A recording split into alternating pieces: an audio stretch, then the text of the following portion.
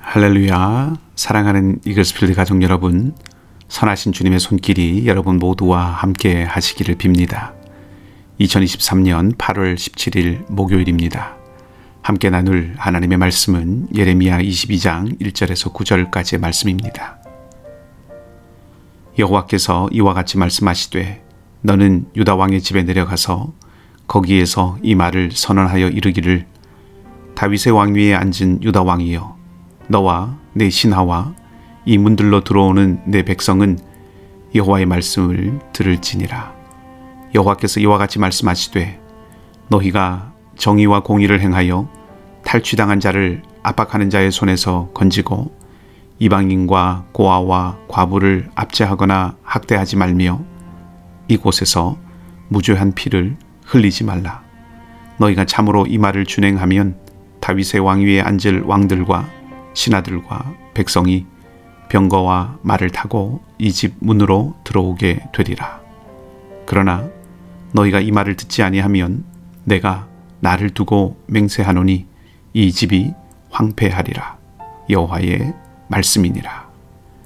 여호와께서 유다 왕의 집에 대하여 이와 같이 말씀하시니라.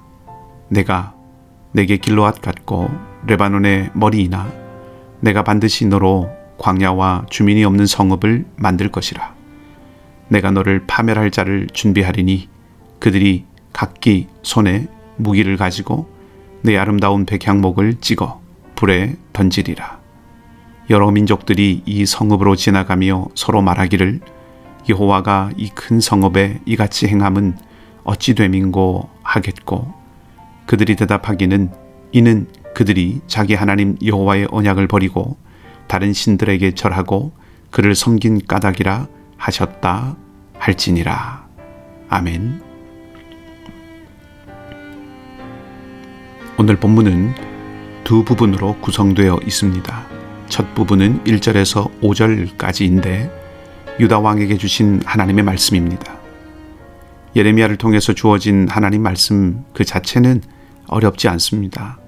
정의와 공의를 행하라고 하는 그 하나님 말씀을 잘 들어야 한다는 내용이지요. 제가 오늘 주목해보고 싶은 것은 2절입니다. 2절에 따르면 예레미야는 왕에게 가서 하나님 말씀을 전합니다.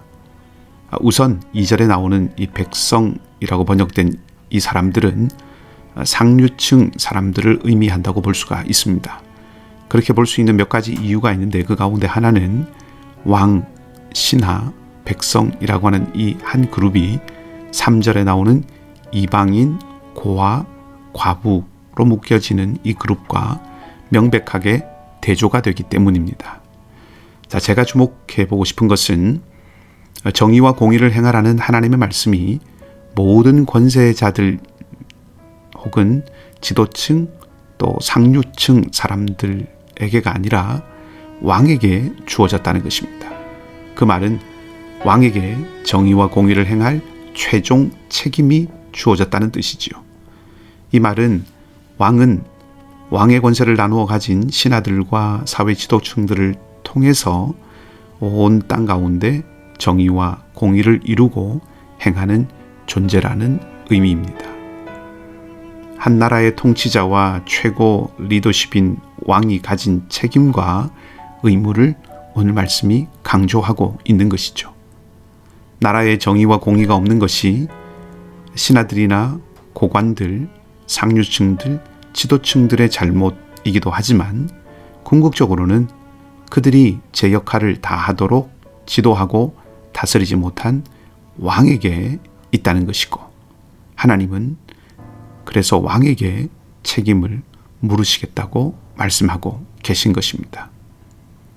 왕의 권위는 권세로 자기를 과시하는 데 있는 것이 아니라 가진 힘으로 공평을 실천하고 얻은 권세로 공의를 지키는 데 있다는 것입니다.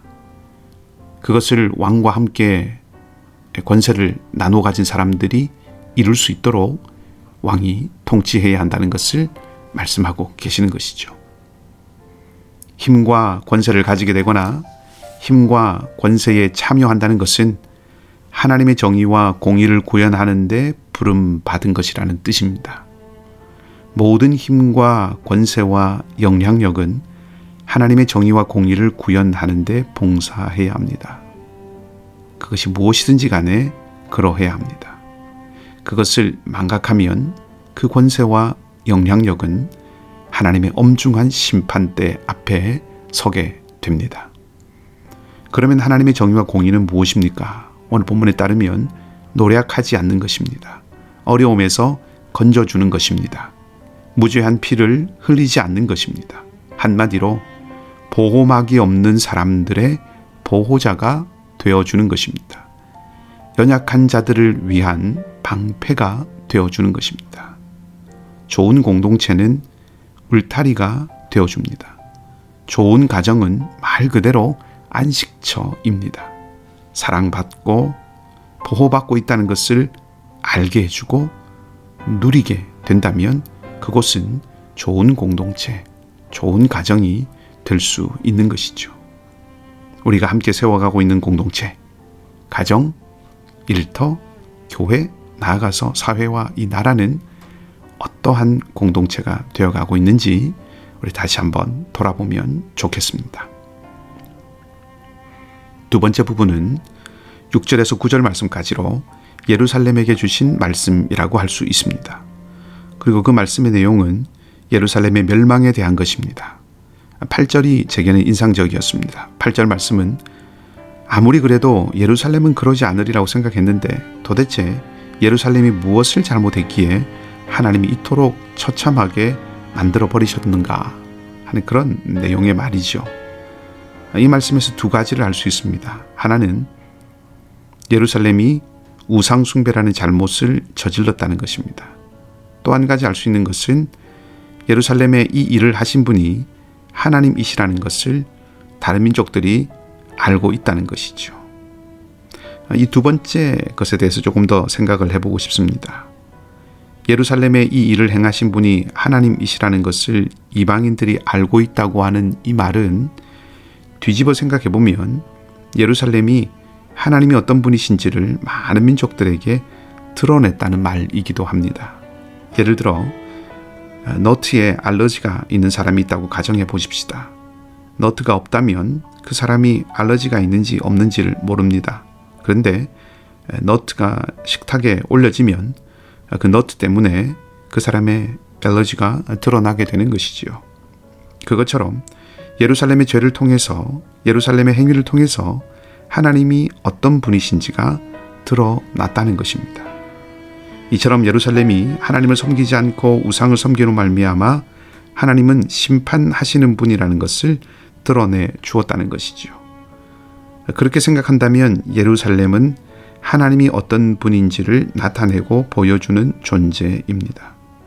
그렇기 때문에 세상은 예루살렘을 통해서 하나님을 알고 하나님을 경배하거나 하나님을 두려워하게 되는 것이죠. 언약에 충실하면 예루살렘은 신실하신 하나님을 보여줄 수 있고, 언약을 헌신짝처럼 버리는 예루살렘이 되면 세상에 심판하시는 하나님을 보여주게 되는 것입니다. 마찬가지입니다. 세상은 우리를 통해서 하나님과 하나님 나라를 경험하고 알게 됩니다. 세상은 나를 통해서 이 세상의 참된 주권자, 이 세상을 초월하시는 그분이 하나님이심을 확인하게 됩니다. 예루살렘의 멸망을 두고 말하는 이방인들의 말 속에서 우리는 우리의 삶과 언행이, 우리의 삶과 우리의 태도가 어떠해야 하는지를 묻는 질문을 동시에 듣게 되는 것이죠. 나는 어떤 하나님을 드러내며 살고 있는지 우리 스스로에게 질문해 볼 필요가 있습니다.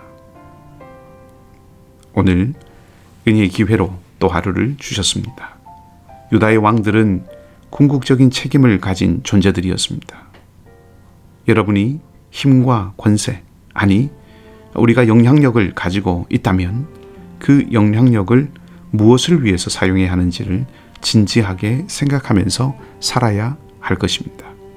모든 힘과 영향력은 하나님의 정의와 공의를 이루고 행하는데 봉사해야 함을 잊지 않아야 합니다. 그리고 예루살렘이 하나님을 나타내듯이 오늘 우리의 삶이 하나님을 나타내는 것임을 기억해야 합니다.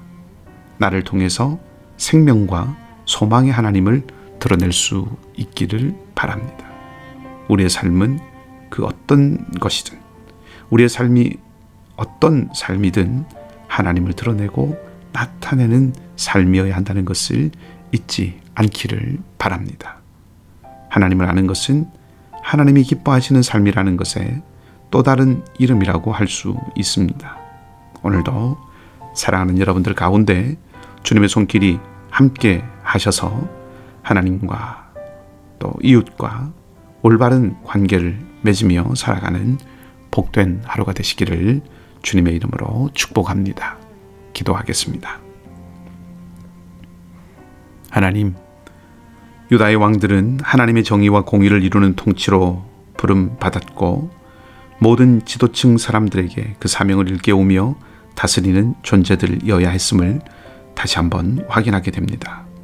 우리 또한 우리가 가진 영향력과 우리가 살아가는 삶을 통해서 약한 자들의 울타리가 되어주는 하나님의 정의와 공의를 이루어가는 일에 부름받았음을 기억할 수 있기를 바랍니다.